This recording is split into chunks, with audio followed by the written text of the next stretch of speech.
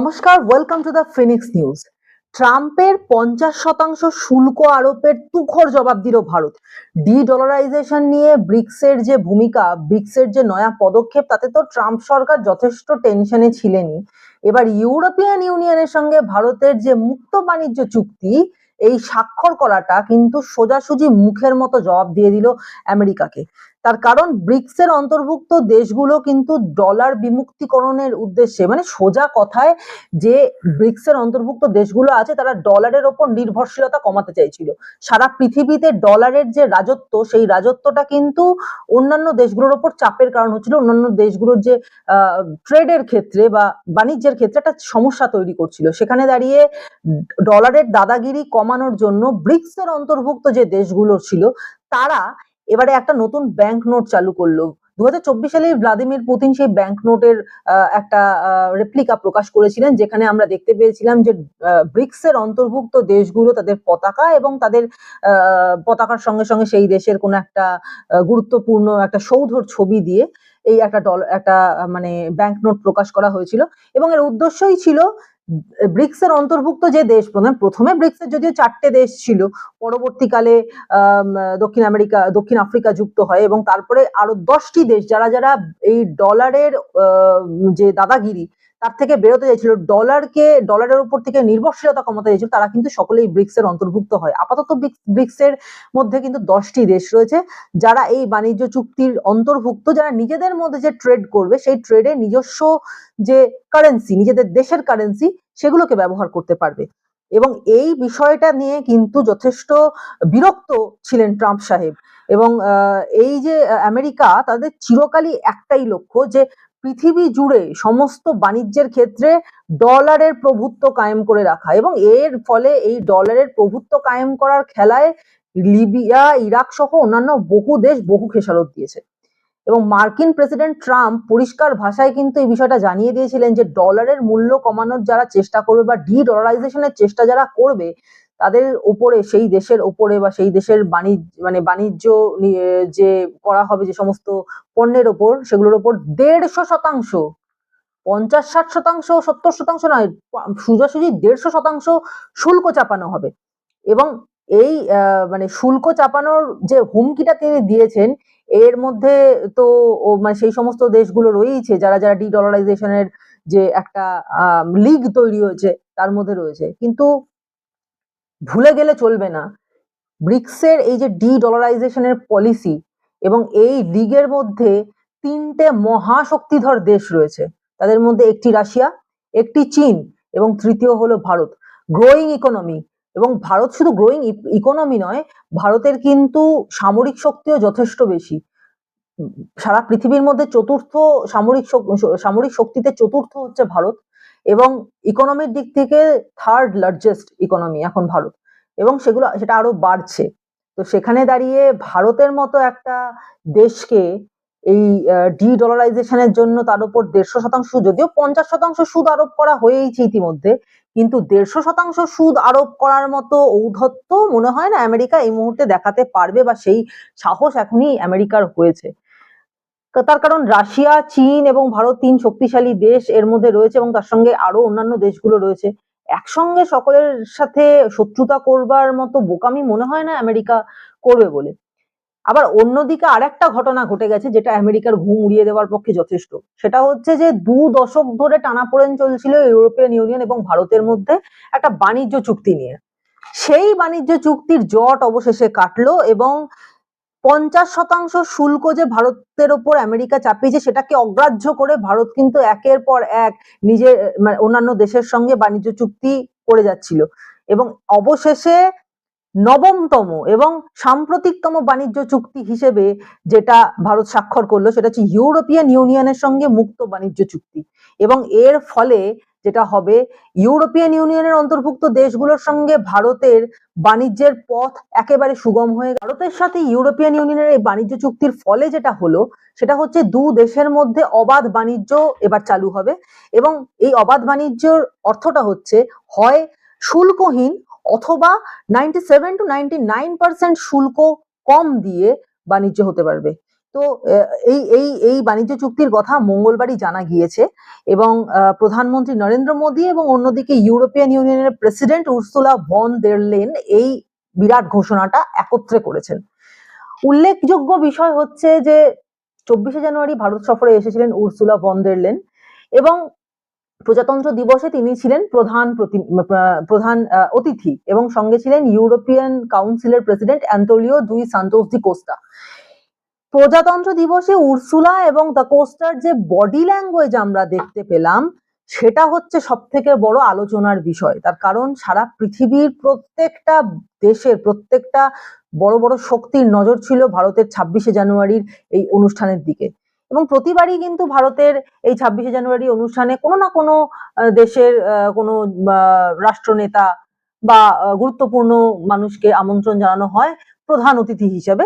সেইভাবেই এবার ইউরোপিয়ান ইউনিয়নের উর্সুলা ছিলেন, এবারে তিনি প্রেসিডেন্ট হিসেবে তিনি ছিলেন, কিন্তু তার বডি ল্যাঙ্গুয়েজটাই পুরোপুরি আলাদা দেখা গেল। সেখানে তাকে দেখা গেল যে তিনি প্রথমত তিনি একজন ইউরোপিয়ান হয়ে তিনি ইউরোপিয়ান অ্যাটায়ার কিন্তু পড়লেন না, মানে ইউরোপিয়ান যে অফিসিয়াল অ্যাটায়ার যেরকম হয় সেটা কিন্তু তিনি পড়লেন। এটা তো একটা অফিসিয়াল ট্যুর ছিল, একটা অফিসিয়াল প্রোগ্রাম ছিল। সেখানে তিনি কি পড়লেন না, তাকে দেখা গেল ভারতীয় পোশাকে।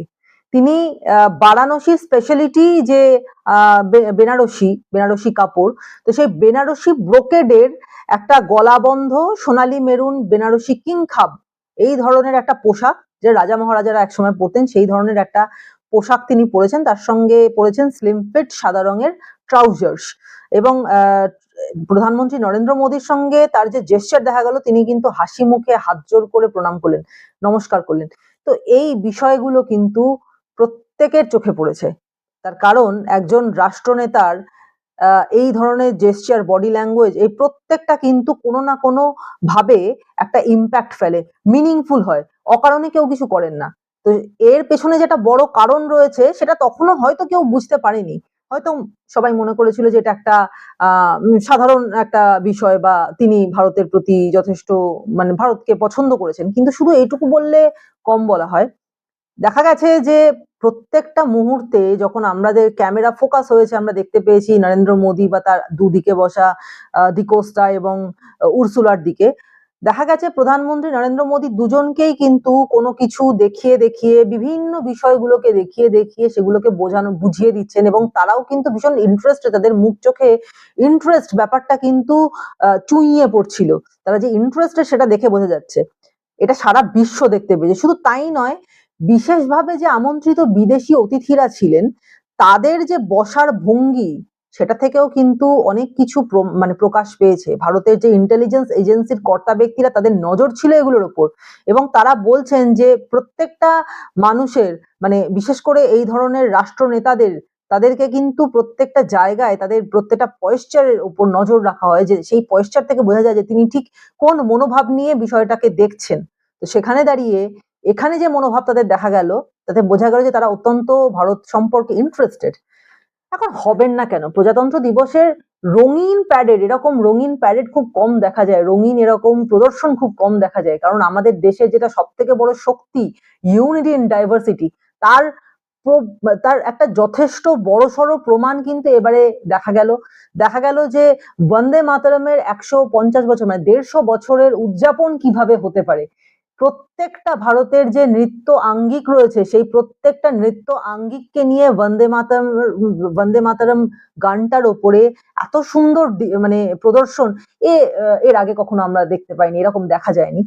তো তার চাইতেও বড় যেটা ব্যাপার সেটা হচ্ছে প্যারেডে যখন আর্মির প্যারেড চলছে সেখানে আকাশে একের পর এক সুখোই, রাফেল, মিগ, জাগুয়ার, তেজাসের মতো যে যুদ্ধ বিমানগুলো আছে তাদের দাপটে আকাশ ফালা হয়ে যাচ্ছে।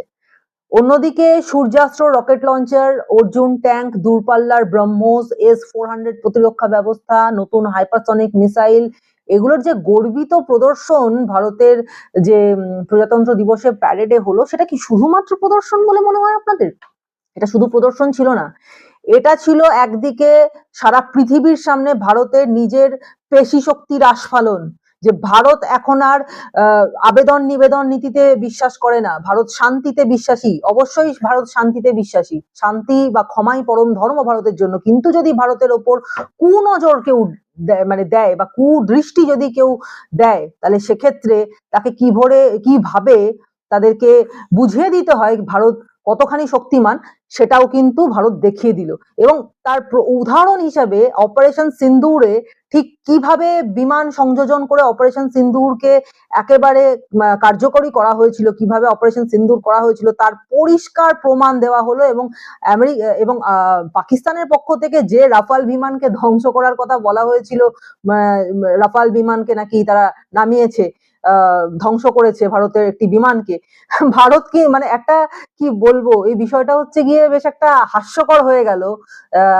পাকিস্তানকে সারা পৃথিবীর সামনে হাস্যকর করে দিল, কারণ ভারত নীরবে কোনো সরাসরি জবাব না দিয়ে যে রাফালকে, যে বিমানকে ধ্বংস করার দাবি পাকিস্তান করেছিল, সেই বিমানকেই ভারত উড়িয়ে দিল প্রদর্শনের জন্য। কবে না, এই 26শে জানুয়ারিতে সারা পৃথিবীর সমস্ত বড় বড় রাষ্ট্রনেতাদের চোখের সামনে, যাতে এই যে মিথ্যে কথা বলার যে স্বভাব পাকিস্তানের, সেই স্বভাবটাতে ভারত যে কতটাই বিরক্তি প্রকাশ করলো বা ব্যাপারটা যে কতটা হাস্যকর, সেটা সকলের সামনে প্রমাণিত হয়ে গেল।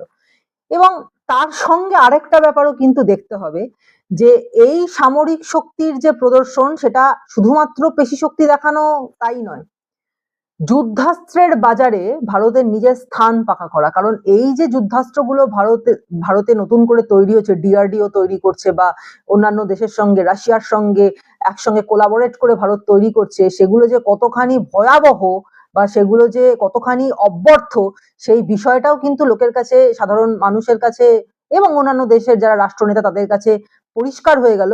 ফলে যুদ্ধাস্ত্রের বাজারে ভারতের কিন্তু আনাগোনাটা অনেক বেশি সুবিধাজনক হয়ে গেল এই 26শে জানুয়ারির প্যারেডের পর থেকে। 26শে জানুয়ারির ঘোর তো তখনও কাটেনি, সবাই এখনো 26শে জানুয়ারিতে কি প্রদর্শন হয়েছে তাতেই বুঁদ হয়ে রয়েছে। তার মধ্যেই 27শে জানুয়ারি উর্সুলা ঘোষণা করলেন যে ভারত ইউরোপিয়ান ইউনিয়নের সঙ্গে ঐতিহাসিক বাণিজ্য চুক্তিতে স্বাক্ষর করেছে, যেটাকে তিনি নাম দিলেন মাদার অফ অল ট্রেডস।